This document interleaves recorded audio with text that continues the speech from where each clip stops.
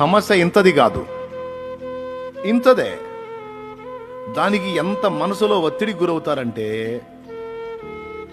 వాళ్ళని మనం కంట్రోల్ చేయకపోతే ప్రాణం కూడా తీసుకుందాం అన్నంత వ్యక్తులకు వెళ్ళిపోతారు. చిన్నదే, ఇంత మాట, చిన్న సమస్య. కొంతమంది ప్రాణం తీసుకోరు, కానీ ఇంత సమస్యకి తిండి మానుకుంటారు, నిద్ర మానుకుంటారు. ఇంత సమస్య ఆలోచిస్తూ ఉంటారు. ఈ పేషెంట్ కాక రోగాలు రాకేమవుతాయండి? ఏమమ్మా?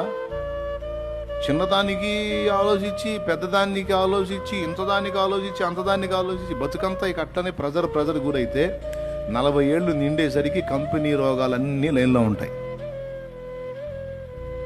దేవునికి స్తోత్రం.